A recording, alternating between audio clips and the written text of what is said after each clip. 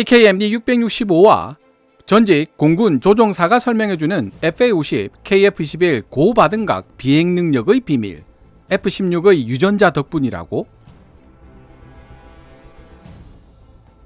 2024년 1월 31일 방위사업청은 KF-21 보람에 관련 영상 하나를 업로드했습니다. 지난 1월 12일 KF-21 CG-2호기가 고바등각 조종 안정성 비행시험을 성공적으로 수행했다는 내용의 영상이었는데요. High Angle of Attack, 줄여서 High AOA라고 불리는 고바등각 비행 테스트 성공이 구체적으로 어떤 의미를 지니는 것인지에 대해 궁금해하시는 분들이 많았습니다. 개인적으로 저도 궁금한 부분이었고요. KF-21 보람의 정통한 전문가에게 문의해볼까 하다가 직접 전투기를 조종해왔고 관련된 전문 교육을 받은 공군조종사 이상의 전문가는 없을 것이라는 데 생각이 미쳐 전직 공군조종사 출신 인사에게 인터뷰를 요청해봤습니다. FA-50 그리고 KF-21 보람에 많은 애정을 보여주고 있는 해당 전문가는 다소 귀찮을 수 있는 질문임에도 불구하고 오랜 시간 정성스럽게 구두로 답변해 주셨는데요. 시청자 여러분들이 이해하시기 좋게 제가 다듬고 정리해봤습니다. 오늘 소개되는 내용은 공군과는 관계없는 전문가 개인적 의견이라는 점 다시 한번 강조드립니다. 인터뷰 질문 내용은 파란색 글자로, 전문가의 답변은 노란색 글자로, 그리고 제 개인적인 사견이나 역주는 하얀색 글자로 표시됩니다. 먼저 국내 주요 전투기를 대부분 경험해본 조종사의 관점에서 고바등각 비행의 의미와 근접 공중전의 필요성에 대한 이야기를 듣고 싶다. High Angle of Attack 고바등각은 고속 비행을 할 때보다는 근접 공중전의 필수인 저속 비행을 할 때 문제가 된다. 보잉이 만들고 있는 T-7A의 윙 락 현상도 저속에서 고바등각 비행을 할 때 나타나는 문제점이다. 멀리서 적기를 격추시킨다는 시계외 공중전 BBR 개념이 보편화된 현대 공중전에서 근접 공중전이 왜 필요한지에 대해 의문을 표시하는 사람들이 많다. 이미 널리 알려진 사례이지만 베트남 전쟁 당시 근접 공중전을 상정하지 않았던 미 공군의 F-4 팬텀 초기형에는 기총이 탑재되어 있지 않았기 때문에 매복 작전을 펼쳤던 미국이들에게 뜻하지 않게 격추되는 사태가 발생했다. 당시 미 공군은 먼 곳에서 이륙하여 적진 깊숙한 종심을 타격하는 작전을 주로 펼쳤기 때문에 이동 경로가 노출되어 있었을 뿐만 아니라 연료마저 넉넉하지 못할 때가 많았습니다. 이에 대응하는 북베트남 공군은 전투 행동 반경이 넓지 않아도 짧은 활주로에서 이륙이 가능하고 기민하게 움직일 수 있는 미그 전투기들을 매복시켰다가 F-4 팬텀이 지나갈 때 공격하는 전술을 펼쳤고요. 기총 대신 AIM-7 스패로우 중거리 공대공 미사일과 AIM-9 사이드 와인더 열추적 단거리 공대공 미사일을 탑재한 F-4 팬텀이었지만 매복해 있다가 근거리에서 등장한 미국이에게 사용할 수 있는 수단은 AIM-9X 사이드 와인더 적외선 미사일 뿐이었습니다. 하지만 지명 가까이 비행하면 열추적 미사일의 조준이 방해받는다는 사실을 알고 있었던 미국이들은 하나같이 낮은 고도로 비행을 하는 바람에 마땅한 공격 수단이 없었습니다. 결국 F-4 팬텀에 근접 공중전을 대비한 기총이 장착된 이후에야 비로소 미 공군은 우위를 점할 수 있었습니다. 당시 AIM-7 스패로우 중거리 공대공 미사일은 명중률이 그다지 높지 않았습니다. 구글링을 해보면 지금까지도 장거리 공대공 미사일의 명중률은 30%대에 머물러 있는 것으로 나와 있을 정도죠. 여기 더해 미 공군 수뇌부가 장거리 교전 수치까지 추가시키면서 시계외 공중전보다는 근접 공중전을 시도해야 하는 경우가 더욱 늘어났습니다. 인도에서 운영되는 파일럿 양성학교 타이즈 어카데미 홈페이지에서 다음과 같은 글귀를 찾을 수 있었습니다. BBR 미사일과 스텔스 기술의 우세로 인해 현대 공중전에서 근접 공중전을 쓸모없는 것으로 간주하는 사람들이 많다. 그러나 BBR 미사일이 고장나거나 고갈된 경우, 교전 수칙에 따라 장거리 사격이 금지된 경우, 적군이 아군과 유사하거나 보다 우수한 기술을 보유하고 있는 경우, 항공 경찰 임무 같은 경우에도 여전히 근접 공중전 기술이 필요하다. 따라서 공군은 지금도 근접 공중전을 훈련하고 연습시키고 있다. 레이더로 유도되는 현대 장거리 공대공 미사일에는 큰 단점이 하나 있는데 비행체가 90도 각도로 꺾어서 비행을 하면 탐지하지 못하고 놓치는 경우가 많다는 점이다. 이는 레이더파가 앞뒤로 멀어지고 가까워지는 목표물의 위치는 정확하게 파악할 수 있지만 상대 거리는 그대로 유지한 채 옆으로 급격하게 멀어지는 목표물의 위치는 제대로 파악하지 못한다는 맹점에 근거한 전술이며 현재 대한민국 공군 F-16 파일럿들이 많이 운용하는 전술 중 하나다. 적을 향해 중장거리 공대공 미사일을 발사한 후 나를 향해 대응사격된 미사일의 성능을 파악하고 가까이 접근했을 때 90도 꺾는 기동을 연거푸 시행해 추적을 방해하고 에너지 고갈을 노리게 된다. 목표물을 상실하고 에너지도 소모한 미사일은 자폭할 수밖에 없고 다른 아군 편대기도 동일한 방식으로 적의 미사일 소모를 유도한다. 이렇게 서로 미사일을 소모하면서 접근하게 되면 결국 근접 공중전으로 마무리를 짓는 방법 외에는 답이 없다. 결론적으로 모든 공중전은 근접 공중전까지 염두에 두고 접근해야 한다는 뜻이다. 마치 육군이 처음엔 포를 쏴대다가 가까워지면 돌격 소총을 사용하고 최후에는 권총으로 싸워야 하듯이 말이다. 현재 AIM-120 암람과 미티어 같은 장거리 공대공 미사일들은 대부분 레이더 시커로 목표물을 추적합니다. 물론 미티어는 데이터 링크로 목표물에 대한 중간 업데이트가 가능하지만 종말 단계에서는 레이더 탐색기를 사용하게 됩니다. 보통 능동형 레이더 시커가 작동하는 범위는 20km 내외로 공군 파일럿이 설명하고 있는 90도 회피 기동은 대부분의 장거리 공대공 미사일에 적용될 수 있을 것으로 추론됩니다.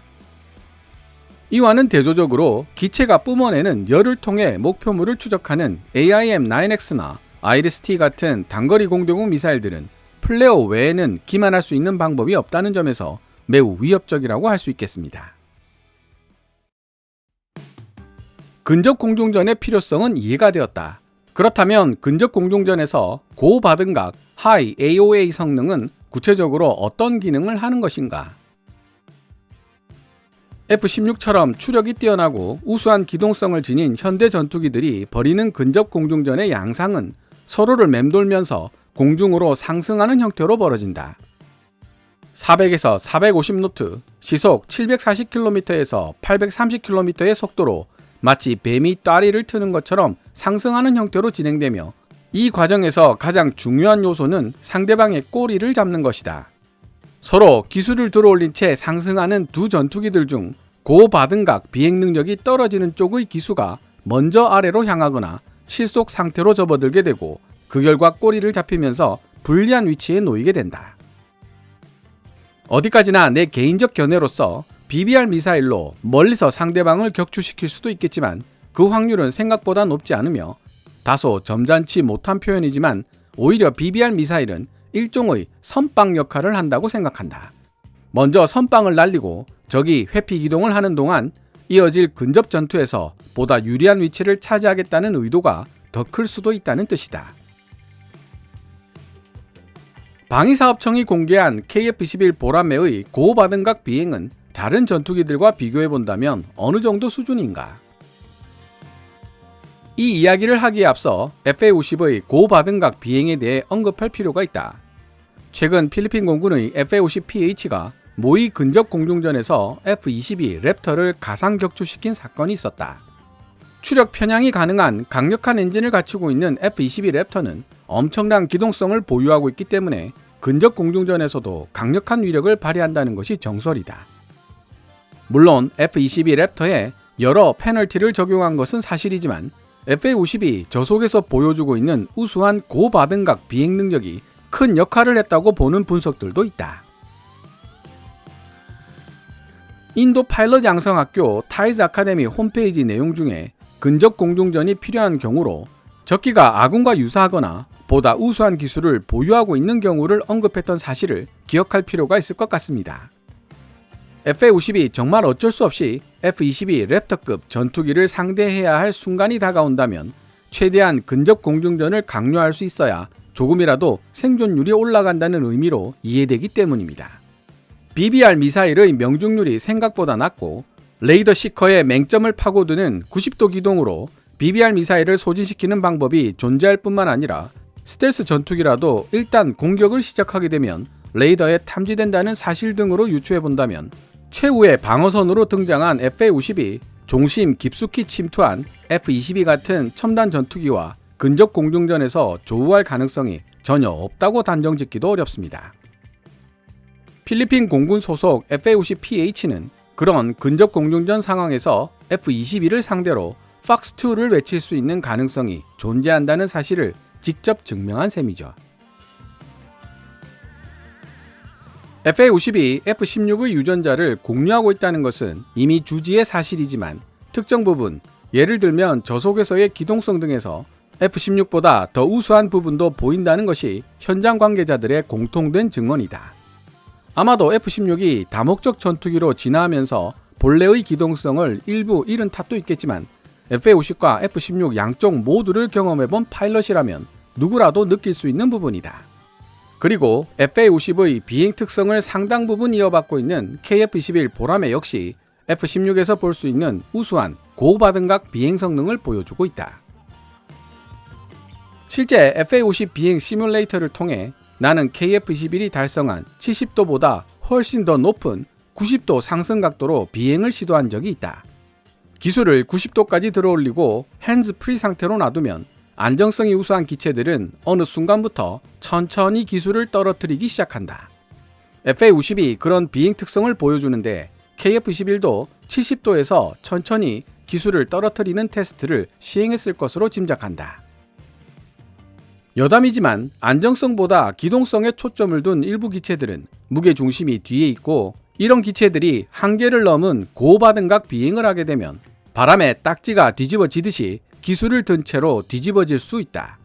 이때 배면 비행 상태가 되면서 전투기는 실속과 동시에 조종 불능 상태로 빠져들게 되는데 실제로 우리 공군에서 이런 사고가 발생한 적이 있었다. KF-21 보라매가 고바등각 비행 테스트를 하면서 꼬리 날개 쪽에 낙하산을 장착한 이유는 고바등각 테스트 비행 시 혹시라도 180도로 뒤집혀 실속하는 경우 낙하산을 펴므로써 공기 저항을 일으키고 그 결과 기술을 아래로 떨어뜨릴 수 있게 되면 자세 회복도 가능해지기 때문이다. 이번 기회를 빌어 F-16의 유전자와 비행 특성을 고스란히 물려받은 FA-50 파이팅 이글이 근접 공중전에서 매우 뛰어난 성능을 지니고 있다는 사실을 강조하고 싶다.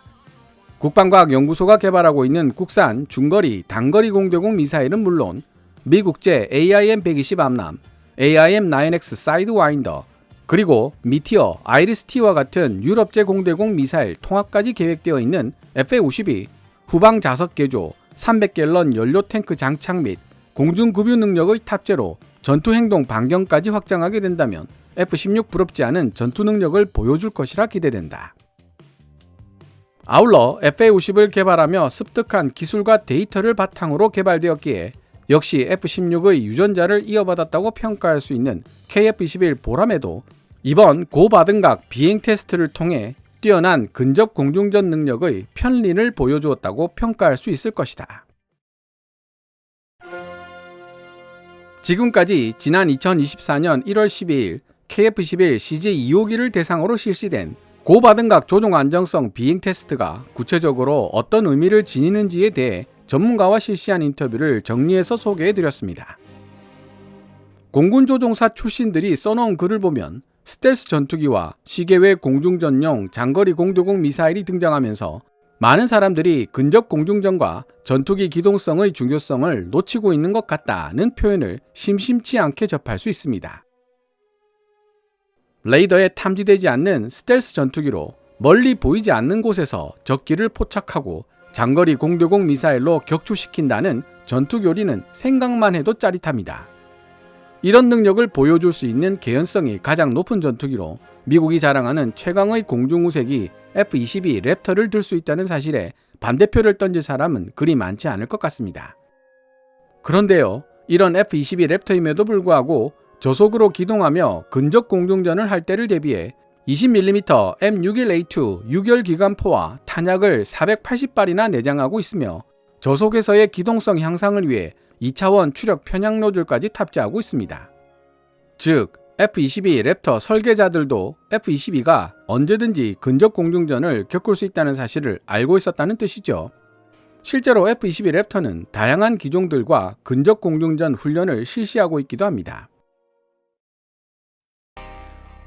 지난 623화 F-35는 스텔스 전투기일 뿐 아직 5세대는 되지 못했다? 2029년으로 또다시 연기된 블락4 업그레이드의 비밀 편을 시청하신 일부 시청자들은 제가 F-35 무용론을 주장하는 것으로 오해하고 계시던데요. 스텔스 전투기 F-35가 존재한다는 사실 자체만으로도 우리 공군은 다양한 공격 옵션을 지니게 됩니다. 다만 F-35는 블락4 버전으로 업그레이드 되기 전까지는 우리가 당연한 것으로 알고 있는 5세대 전투기로서의 성능을 현재 시점에서는 발휘할 수 없으며 아직 기본적인 공대공, 공대지 공격 능력만 지닌 스텔스 전투기로 봐야 한다는 취지의 영상이었습니다. 개인적인 분석으로는 현재 블락3 버전의 F-35는 스텔스 성능을 10분 활용한 종심 타격, 즉 공대지 작전에 최적화된 기체입니다. 블락4로 업그레이드 되기 전까지는 공중우색이 KF-21 보라매의 호위가 절대적으로 필요할 것이라는 생각도 들고요. 문제는 이미 말씀드렸다시피 2029년으로 연기된 블락4 기술 개발에 22조 원이 넘는 비용이 들어가고 미국이 응할지 응하지 않을지조차 알 수 없는 일이 되겠지만 대한민국 공군이 운용하는 F-35를 블락4로 업그레이드하고 싶어도 엄청난 추가 비용이 청구될 것이 분명해 보인다는 데 있습니다. 만약 미국이 대한민국의 블락4 개량 요청에 응하지 않거나 너무나도 엄청난 추가 비용이 청구된다면 어쩔 수 없이 블락3 버전의 F-35를 그대로 운용할 수밖에 없게 될 것입니다. 스텔스 종심 타격 전투기 F-35의 도입만큼이나 공중우세 전투기 KF-21 보라매의 개량과 확보가 중요한 이유가 바로 여기에 있지 않을까요? 오늘 KKMD에서 준비한 내용은 여기까지입니다. 시청자 여러분들의 좋아요와 구독 그리고 광고 시청은 KKMD의 미래를 위한 양식이 됩니다. 후원 멤버 및 슈퍼땡스로 후원해주시는 고마운 분들의 댓글은 항상 감사한 마음으로 챙겨 읽고 있습니다. 방송되었던 내용들은 KKMD 공식 블로그에서도 만나보실 수 있으니 구글이나 네이버 검색창에서 KKMD를 검색해 보시기 바랍니다. 지금까지 시청해 주셔서 감사합니다. 케빈즈 밀리터리 채널 KKMD